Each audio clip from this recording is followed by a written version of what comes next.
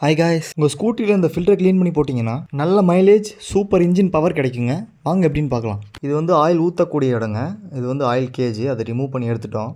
அதுக்கப்புறம் அதுக்கு கொஞ்சம் கீழே பார்த்தீங்கன்னா 17 சைஸில் ட்ரை போல்ட் இருக்கும். அதையுமே ரிமூவ் பண்ணி எடுத்துட்டோம். நான் உங்களுக்கு முதல்ல காட்டின அந்த ஆயில் ஃபில்டர் வந்து ட்ரை போல்ட்டுக்கு ஆப்போசிட் சைடில் இருக்குங்க. பார்த்தீங்கன்னா இந்த கிக்கர் செட்டுக்கு கீழே இருக்குது. வாங்க அதையுமே ரிமூவ் பண்ணி எடுத்துடலாம். அதுக்குள்ளே என்னென்ன இருக்குன்றது காமிக்கிறேன். இந்த ஃபில்டரை ரிமூவ் பண்ணுறதுக்கும் 17 சைஸ் பாக்ஸை போட்டு தாங்க ரிமூவ் பண்ணணும். இதுக்குள்ளே இருக்கக்கூடிய ஃபில்டர் வந்து மெட்டல் ஃபில்டருங்க.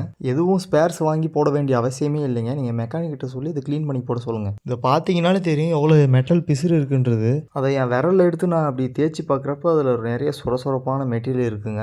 அது மொத்தமாக உள்ளே தேயக்கூடிய பிசுறு தான். அது நிறைய அடைச்சிருக்கிறதுனால ஆயில் சர்க்குலேஷனே நிறைய தடைப்படுங்க. இதனால் இன்ஜினோட பர்ஃபார்மன்ஸ் மாறும், மைலேஜும் ட்ராப் ஆகுங்க. சரி, இதை க்ளீன் பண்ணுறதுக்கு எடுத்துகிட்டு போகலாங்க. ஒன்றும் இல்லைங்க, நம்ம நார்மலாக இன்ஜின் எல்லாம் மொத்தமாக எப்படி வாஷ் பண்ணுவோமோ அதே மாதிரி ப்ரஷ்ஷை வச்சு நல்லா ரப் பண்ணிவிட்டு பெட்ரோல் ப்ரெஷர் கேனை வச்சு நல்லா ப்ரெஷர் கொடுத்து கழுவிட்டோன்னா ஃபுல் கிளியர் ஆயிருங்க. பார்த்தீங்களா, அது இப்போ எந்த அளவுக்கு கிளியராக ஆகுதுன்றது.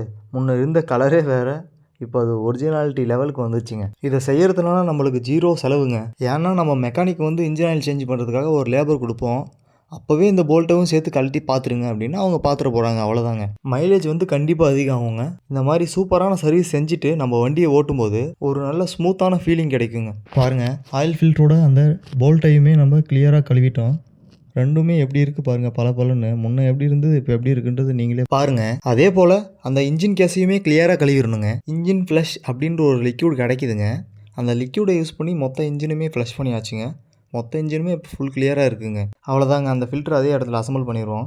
அந்த ஃபில்டர் அப்படியே உள்ளே வச்சுட்டு மேலே அந்த போல்ட்டை போட்டு அப்படியே டைட் பண்ணிட வேண்டியதாங்க. அவ்வளோதாங்க, ஈஸியான வேலை தான். இந்த வீடியோ 1 மில்லியன் வியூஸ் போச்சுன்னா நான் யூஸ் பண்ணுற அந்த இன்ஜின் ப்ளஸ் லிக்யூடுக்கு உண்டான டீட்டெயில்ஸை அடுத்த வீடியோவில் கண்டிப்பாக சொல்லுவாங்க. அப்புறம் என்னங்க, ட்ரை போல்ட்டு அதுக்கு உண்டான இடத்துல கரெக்டாக போட்டு டைட் பண்ணியாச்சு. இந்த வண்டி வந்துட்டு ஆக்டிவா ஐ மாடலுங்க. இதுக்கு உண்டான இன்ஜின் ஆயிலோட லெவலுங்க 800 mlங்க. மேக் இன்ஜின் ஆயில் 800 ml கேனே இருக்குங்க. அதை எடுத்து அப்படியே இன்ஜெக்ட் பண்ணிட்டோம். இந்த வண்டியோட கியர் பாக்ஸ் ஆயிலும் சேஞ்ச் பண்ணிட்டோம். ஏர் ஃபில்டரும் போயிட்டு இருந்தது, அதையும் சேஞ்ச் பண்ணிட்டோம்.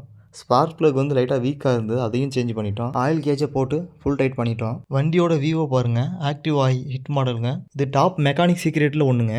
வீடியோவை முழுசாக பார்த்துருந்தீங்கன்னா இது கண்டிப்பாக உங்களுக்கு ஒரு புரிதலை ஏற்படுத்தியிருக்குங்க. வீடியோவை லைக் பண்ணிடுங்க. இது உங்கள் விஎம் பைக் கேர். தேங்க்யூ.